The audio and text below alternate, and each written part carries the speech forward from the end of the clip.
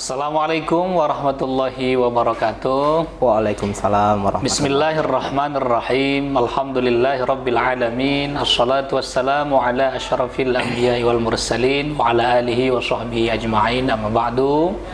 Pemirsa Bingkai Tarbiyah FITK UIN Sumatera Utara Medan di mana saja berada, kita bertemu kembali dalam program Bingkai Tarbiyah, bincang penting seputar karya ilmiah FITK UIN Sumatera Utara Medan. Mari kita bersyukur kepada Allah Subhanahu wa taala atas berbagai karunia yang diberikan kepada kita hingga pada hari ini kita bisa bertemu pada program Bingkai Tarbiyah. Mari juga kita bersolawat kepada Rasulullah SAW, semoga kita mendapat syafaatnya di hari kemudian dan kita umatnya mampu banyak-banyak bersolawat kepadanya. Baik pemirsa Bingkai Tarbiyah FITK UIN Sumatera Utara Medan, hari ini kita akan berbincang-bincang seputar karya ilmiah dari salah seorang alumni FITK UIN Sumatera Utara Medan dan juga salah seorang mahasiswa pasca sarjana Universitas Muhammadiyah Sumatera Utara. Di hadapan kita telah hadir beliau Adinda Al-Fauzan Ramadan di Simangungsong. Assalamualaikum Adinda. Waalaikumsalam. Apa kabar? Alhamdulillah. Alhamdulillah. Jadi pemirsa Bingkai Tarbiyah, insya Allah 30 menit ke depan kita akan berbincang-bincang bersama beliau. Tentu seperti biasa Adinda, pertama kami ingin mengetahui latar belakang pendidikan Adinda. Silakan. Baik, terima kasih Pak Ahmad. Saya Al-Fauzan Ramadan di Simangungsong, menempuh jenjang sekolah dasar itu dulu di SD swasta Muhammadiyah Pancur Batu, kemudian SMP-nya di SMP Negeri 3 Kemuning, Kecamatan Kemuning, Kabupaten Indragiri Hilir, Provinsi Riau. Oke. Dan SMA-nya saya di SMA Negeri Tuah Kemuning namanya. Di Riau juga? Di Riau, Okay. Satu-satunya SMA di Kecamatan Kemuning yang waktu itu unggulan. Gitu.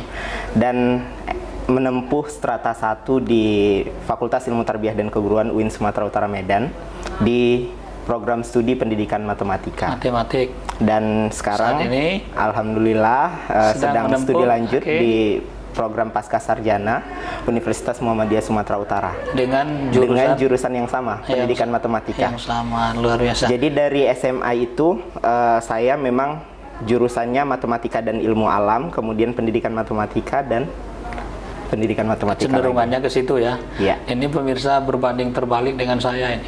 Kalau saya matematika itu ya lumayan terbelakang lah gitu. Kalau Ustadz kita dulu di pesantren ya sudah maklum ke saya itu kalau Darlis matematika udah duduk aja, diam aja gitu. Karena dia sudah paham gitu. Otak saya nggak ke situ gitu. Mengapa memilih Tarbiyah FITK UIN Sumatera Utara? Memilih FITK UIN Sumatera Utara Medan pada saat itu melalui diskusi yang panjang juga bersama orang tua, keluarga. Dan orang tua. Jadi sebelum saya memilih ikut SNPTN, SBMPTN itu memang diarahkan untuk yang ke eksak. Kemudian diarahkan harus ke Medan waktu itu. Harus ke Medan. Karena saya juga udah mau ingin coba ke Universitas Riau waktu itu bersama dengan teman-teman yang apa namanya ya. Itu salah satu universitas yang terbaik juga ya, nomor 5 pada tahun 2014 di Indonesia. Kemudian pengen banget ke situ. Kemudian diarahkan untuk ke Medan gitu. Oke, fine, saya kalau ke Medan, kalau nggak di USU di Unimed ya gitu waktu itu. Tetapi dua. Tetapi waktu itu sebelum saya untuk memang lanjut ke UIN Sumatera Utara Medan, saya kan memang sering tidur di rumah kakek saya yang kebetulan alumni FITK UIN Sumatera Utara Medan. Jadi IAIN pada tahun 70-an waktu itu ada Fakultas Adab yang kemudian disetarakan untuk mahasiswanya itu kan ditutup ya, Fakultas Adab itu. Kemudian memilihlah pendidikan bahasa Arab waktu itu kakek saya. Udah masuk di UIN aja. UIN itu tempat kakek. Jadi penasaran lah UIN itu seperti gimana sih gitu ya kan. Loh kok bisa ada pendidikan matematika? Pada saat itu wawasan belum tahu kalau UIN itu punya pendidikan yang eksak gitu. Termasuk di pendidikan matematika. Di zaman kami udah pendidikan matematika. Sudah. Jadi ya saya daftar jalur mandiri waktu itu, dan satu-satunya mungkin di Indonesia yang negeri buka jalur mandiri itu UIN Sumatera Utara Medan. Jadi saya mikir, daripada nggak kuliah di negeri gitu. Saya lihat juga progres UIN Sumatera Utara Medan dari tahun ke tahun juga bagus ya, berkembang dengan berbagai fasilitas, kemudian perbaikan manajemen dan lain sebagainya. Itu saya suka, sehingga tak jarang saya bangga sekali dengan UIN walaupun waktu masih mahasiswa ya. Itu yang saya bilang sama teman-teman, banyak juga yang kasusnya sama, saya nggak lulus di tempat lain, saya nggak lulus di sana di sini, tetapi masuk UIN ini ya ayo kita harus move on loh dari permasalahan kalian yang nggak lulus dari tempat lain, dan ini adalah wahana baru dan tempat belajar yang baru yang bisa ngantarkan kita untuk jadi orang yang lebih baik lagi gitu. Makanya masuk ke FITK UIN Sumatera Utara. Masuk ke FITK UIN Sumatera. Tentu ada nilai lebihnya pemirsa. Satu, tentang eksaknya didapatkan ya, teori eksak itu didapatkan. Yang kedua, Islamnya juga didapatkan. Jadi dua sekaligus yang didapatkan oleh mahasiswa FITK UIN Sumatera Utara. Benar sekali Pak Ahmad. Mengenai ilmu matematika di universitas lain ada. Ya. Tetapi kita FITK matematikanya ada, keislamannya juga ada. Jadi dua-dua itu bisa didapatkan oleh mahasiswa FITK. Luar biasa. Pemirsa Bingkai Tarbiyah FITK UIN Sumatera Utara Medan, di mana saja Anda berada. Kemudian latar belakang keluarga Dinda seperti apa? Oh, latar belakang ya, pasti ada motivasi dari orang tua gitu ya kan? Tentu. Jadi ayah sama ibu saya itu adalah seorang guru, pendidik, oke. Seorang pendidik yang selalu beri motivasi gitu, beri motivasi dari kecil sampai hari ini bahkan gitu ya, selalu dan memberikan seterusnya. Itu mengarahkan saya pada pada dunia pendidikan, karena memang banyak dulu waktu remaja ya, waktu tamat SMA saya sempat ingin jadi masuk sebagai mahasiswa ilmu komunikasi, karena juga saya suka public speaking dan lain sebagainya. Kemudian saya juga ingin mencoba di Institut Pemerintahan Dalam Negeri waktu itu, karena termotivasi juga dengan Pak Man. Tetapi saya juga setelah masuk ke tarbiyah dengan segala nilai-nilai ketarbiyahan dan juga banyak pembelajaran dari UIN Sumatera Utara Medan, khususnya bersama juga teman-teman dan lain sebagainya, dosen-dosen yang sangat luar biasa, saya jadi I think this my life gitu. Ini saya pikir ini hidup saya gitu. Saya memang tertarik di dunia pendidikan, tetapi dorongan dari orang tua yang memang hari ini mungkin sampai seterusnya memang berada di dunia pendidikan, ayah guru SMK dan ibu guru SMP, itu setiap kalau balik ke rumah itu yang dibicarakan itu apa sih permasalahan pendidikan, kira-kira ini gimana sih gitu, kira-kira ini gimana sih, diskusinya tentang pendidikan gitu. Jadi curi dengar dari diskusi ayah sama mama itu, oh kayak gini ternyata di sekolah itu, oh kayak gini ternyata di dunia pendidikan. Jadi terakhir, oh saya kayaknya memang harus di dunia pendidikan gitu. Oke, walaupun orang tua itu guru ya, anaknya nanti harus jadi dosen gitu ya. Amin, alhamdulillah. Jangan jadi guru lagi. Ya, itu jadi memang cita-cita saya. Cita-cita menjadi dosen dan harus menjadi maha guru ya. Bismillah. Maha guru. Oke, baik. Baik ya Dinda, kemudian kita beralih ke persoalan karya ilmiah. Jadi di hadapan kita bersama ini ada skripsi Adinda Al-Fauzan, ini luar biasa. Ini skripsi rasa disertasi nih.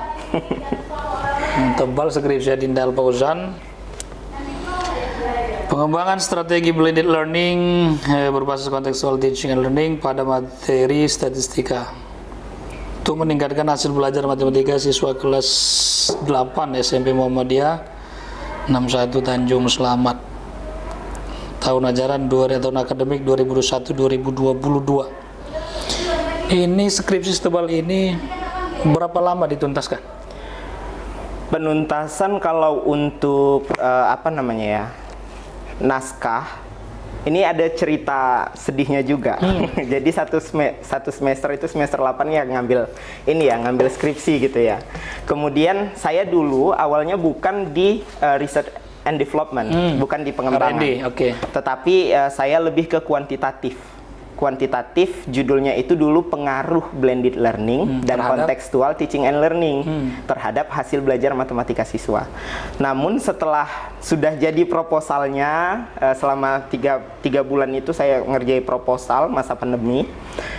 Sudah jadi proposalnya, sudah ACC sama pembimbing 1 Bu Fibri Rahmawati, kemudian lanjut ke pembimbing 2 waktu itu Pak Muhammad Nuh yang sekarang Kaprodi Fisika di Saintek. Itu lanjut sama Pak Nuh, kemudian diskusi, kemudian dia sampaikan topik penelitian kamu apa? Diskusilah banyak. Jadi Pak, saya mau buat sebuah skenario pembelajaran yang kayak gini, dan ini banyak digunakan di masa pandemi, termasuk dengan penggunaan learning management system di Google Classroom dan lain sebagainya gitu. Jadi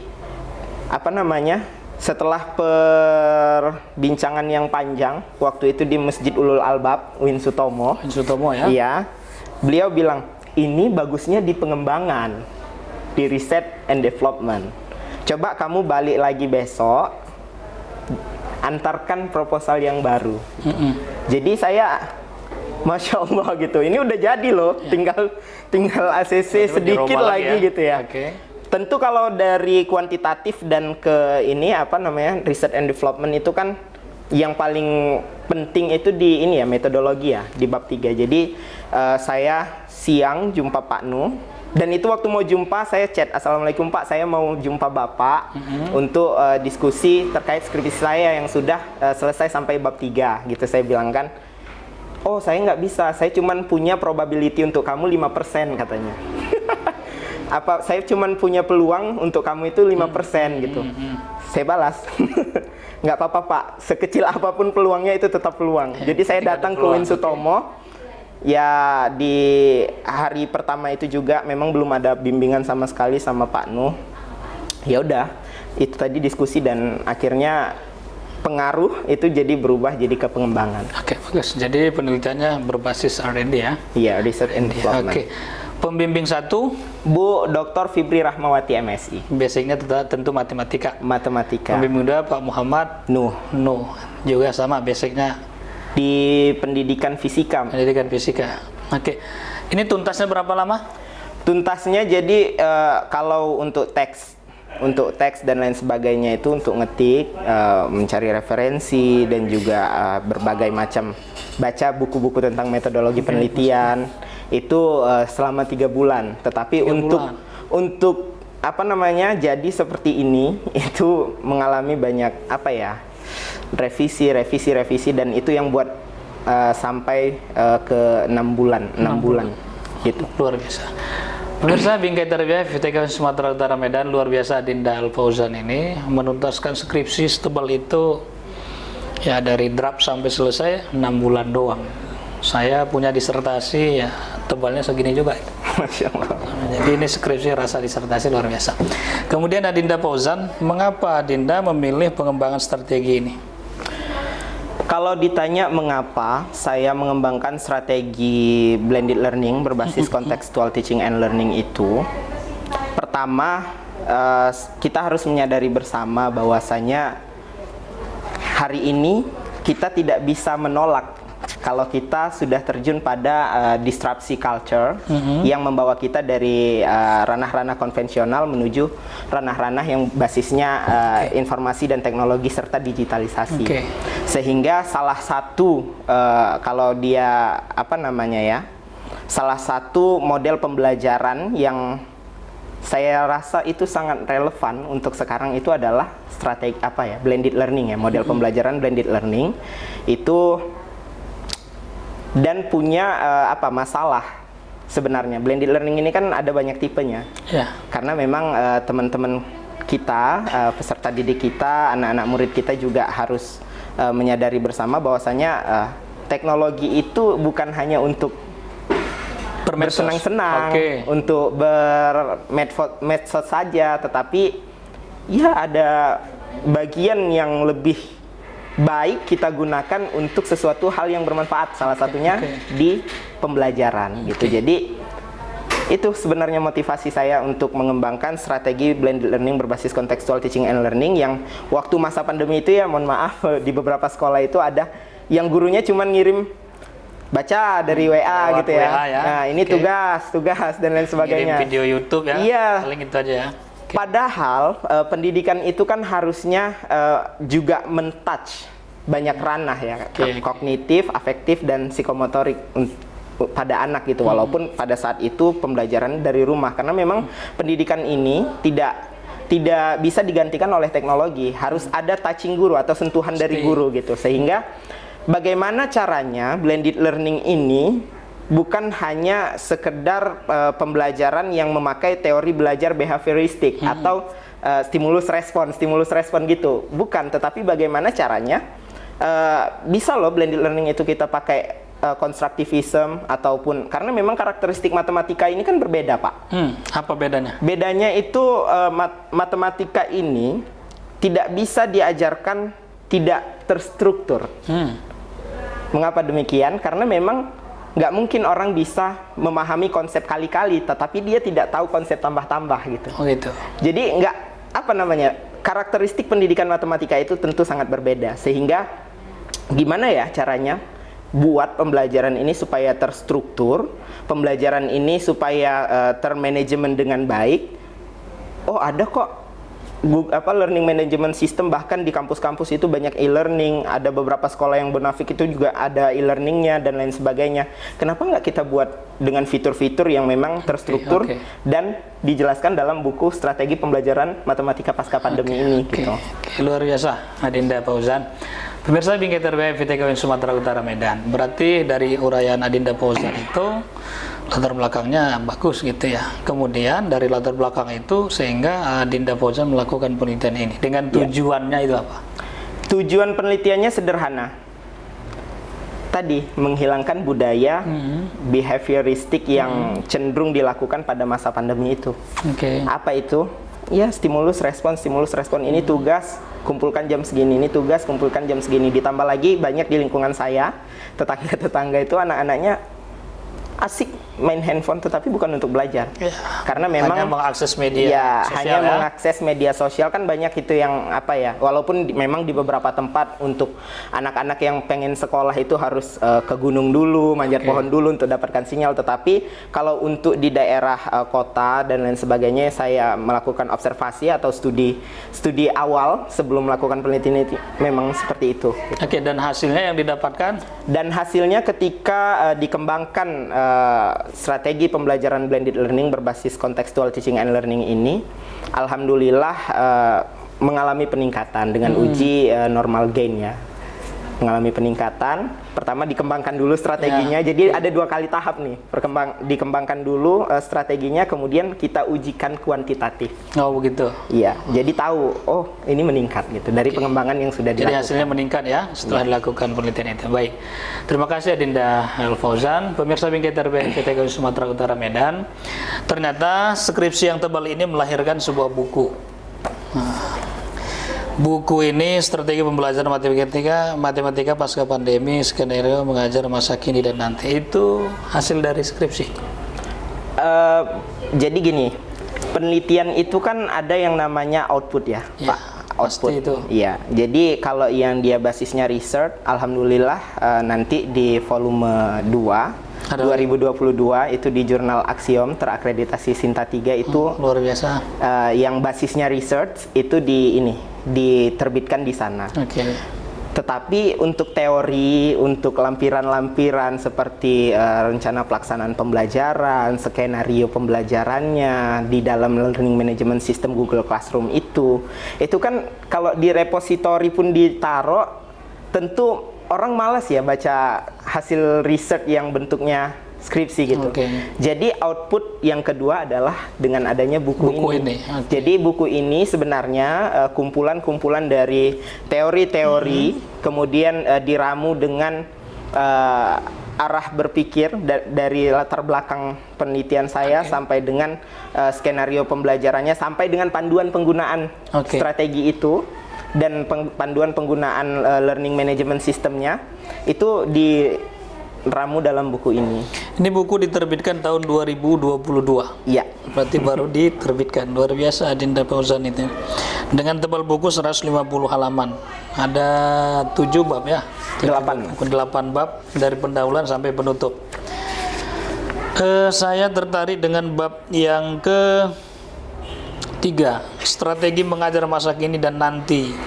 Kolaborasi teknologi dan strategi pembelajaran. Nah, ini gimana uraiannya Nadine? Jadi sederhananya kolaborasi teknologi dan strategi pembelajaran itu sebenarnya sesuatu yang memang harus dilakukan oleh guru-guru dan pendidik hari ini. Karena di awal mulanya itu ada saya ucapkan, pendidik adalah ia yang tidak pernah berhenti belajar, mengikuti perubahan zaman dan menjadi bagian dari zaman itu. Gitu.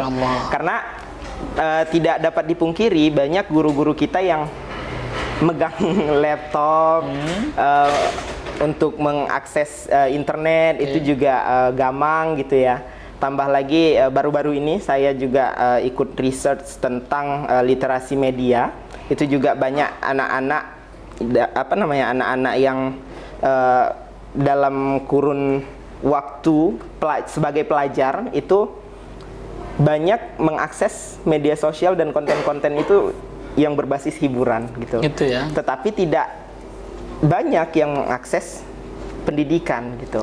Jadi bagaimana caranya agar teknologi yang kita punya hari ini tidak cuman dipakai untuk yang bersenang-senang saja seperti yang saya sampaikan di awal. Tetapi bagaimana guru mengatur skenario pembelajaran secara sistematis dan terstruktur rapi agar banyak misalnya nih ya.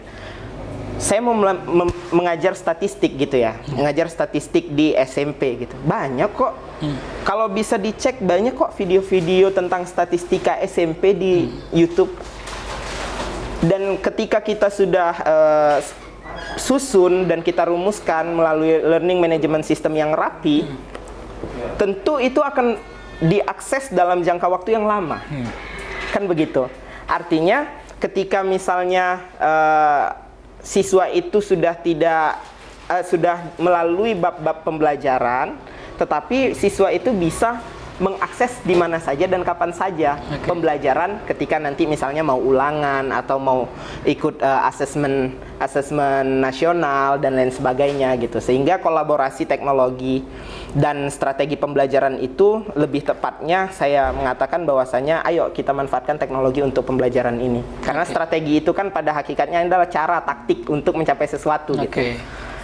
Jadi ketika kita berada di zaman digital seperti ini, teknologi yang luar biasa, maka kita manfaatkan teknologi itu gitu. Ya. Masuk dalam dunia pembelajaran gitu. Iya, benar. Baik pemirsa BingKTRB FITK, kemudian Adinda, di sini ada skenario mengajar masa kini dan nanti. Itu luar biasa diksi yang digunakan itu. Skenario mengajar masa kini dan nanti. Jadi saya terpikir sejenak begini, ketika redaksi ini masa kini dan nanti, seandainya 20 atau 80 tahun ke depan buku ini masih ada, orang yang 80 tahun ke depan itu masih menganggap masa kini dan nanti gitu kan. Benar. Berarti panjang ini, usia bukunya sangat panjang ini, masa kini dan nanti. Siapapun membaca masa kini dan nanti. Kemudian skenario, ada 5 skenario yang Adinda tulis dalam buku ini. Skenario pertama itu mengenal statistika dan seterusnya. Ini bagaimana uraiannya? Jadi kalau skenario itu kan waktu saya penelitian itu jadi dikolaborasikan itu antara pembelajaran luring dan pembelajaran daring. Jadi di sekolah tempat saya penelitian itu ikut blended learning yang tipe web centric courses. Jadi web centric courses itu mengkombinasikan langsung antara pembelajaran luring dan pembelajaran daring dengan waktu yang terbatas gitu. Jadi untuk di pertama itu dilakukan secara daring. Secara daring dengan skenario yang kalau mau nanti lebih tahu bisa dimiliki bukunya gitu ya.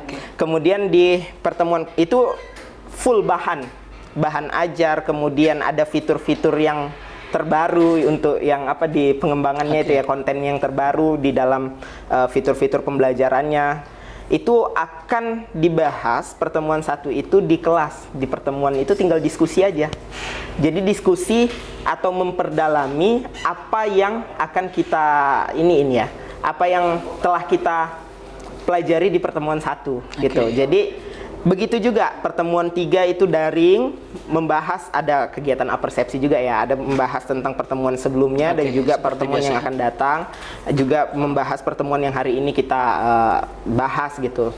Sampai pertemuan 4 itu juga kita lakukan kegiatan yang sama seperti pertemuan 2, dan pertemuan 5 itu adalah kegiatan untuk evaluasi gitu. Jadi di situ juga bagian dari melihat apakah ini berhasil nggak strateginya. Oke, luar biasa.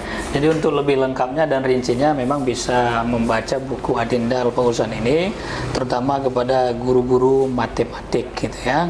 Baik, yang terakhir Adinda, pesan yang terinspirasi dari hasil penelitian Adinda dan juga buku yang Adinda tulis ini. Pesannya terkhusus kepada pendidik matematika atau guru matematik. Sebelum saya berpesan, saya mau dulu ya, mengucapkan terima kasih, boleh? Silakan.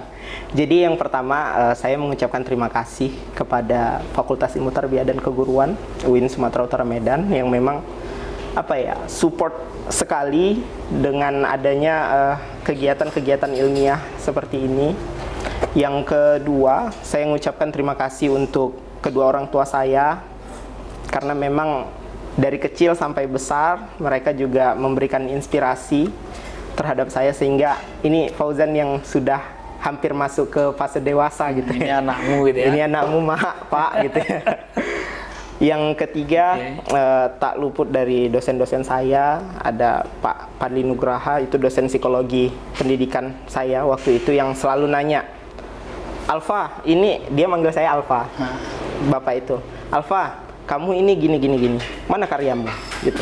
Saya selalu ditanya itu. Kemudian, alhamdulillah juga karena gabung bersama abang-abang yang mengayomi Bapak, Ayah, Ibu di FITK UIN Sumatera Utara bersama Pak Ahmad juga, dan tentu yang support, baik itu support dari segi semangat dan juga support dari segi materi, dan diarahkan juga untuk ke satu penerbit untuk menerbitkan buku ini, itu support yang sangat luar biasa dari Pak Dr. Mardianto MPD, dosen FITK UIN Sumatera Utara dan dekan Fakultas Ilmu Tarbiyah dan Keguruan. Jadi itu sebenarnya, karena memang banyak bergabung, banyak melakukan aktivitas di FITK UIN Sumatera Utara Medan juga memberikan saya banyak inspirasi, jumpa guru-guru besar yang sangat luar biasa. Salah satunya waktu itu datang Prof. Mujib dari UIN Syarif Hidayatullah Jakarta. Beliau mengatakan 6 bulan aja skripsi saya udah jadi buku gitu. Jadi saya itu awalnya saya termotivasi, kenapa saya nggak bisa gitu. Itu salah satu yang sangat luar biasa dalam hidup saya. Jadi mungkin ini bukan awal dan akhir gitu ya. Ini mungkin jadi satu pembelajaran dan jadi cambuk untuk saya. Tahun 2022 karya pertama saya terbit. Apakah 2023 dan seterusnya akan ada lagi karya-karya yang baru. Dan itu juga pesan Prof. Haidar ya. Seberapa umur kita, segitu juga bukunya gitu. Kalau bisa, tetapi minimal ya kita punya karya gitu. Dan banyak, pokoknya nggak bisa saya ungkapkan satu-satu kebahagiaan saya, kemudian rasa haru saya, dorongan, semangat, support system yang sangat luar biasa dari abang-abang, dari bapak, ibu, dosen dan lain sebagainya. Itu yang buat saya bersyukur, alhamdulillah, dan berterima kasih. Cuman 2 kata itu yang mengungkapkan perasaan saya saat ini. Namun kalau ditanya tadi bagaimana pesan untuk guru-guru di luar sana dan calon-calon guru di luar sana, ya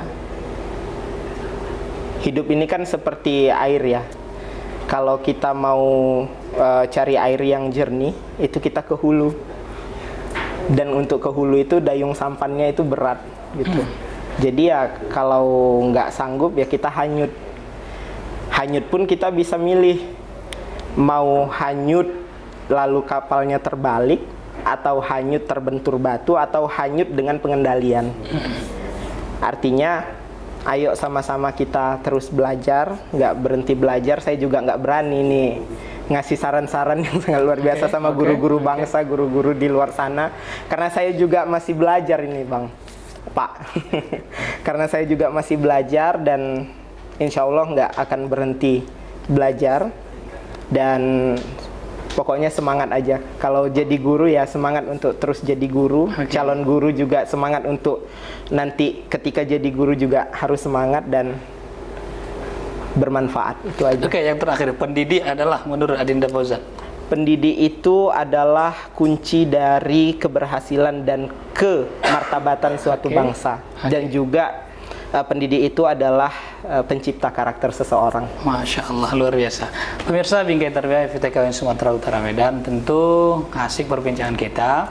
Kita menginginkan banyak hal yang mau kita bincangkan dengan Adinda Al Fauzan, tetapi kita sudah berada di akhir acara kita, sehingga kami hanya bisa mengucapkan banyak terima kasih kepada Adinda Saya Fauzan juga terima kasih, Pak yang telah menyampaikan paparannya yang berangkat dari sebuah penelitian, skripsi yang luar biasa, begitu juga buku yang sudah diterbitkan. Ini sosok yang luar biasa ya, dengan posisi seperti ini dan usia yang masih relatif muda, tahun 99 ya? Tahun 99. Tahun 99 beliau sudah menghasilkan karya, itu luar biasa. Baik pemirsa Bingkai Tarbiyah FITKWN Sumatera Utara Medan, sekali lagi saya ucapkan terima kasih kepada seluruh pemirsa di mana saja Anda berada.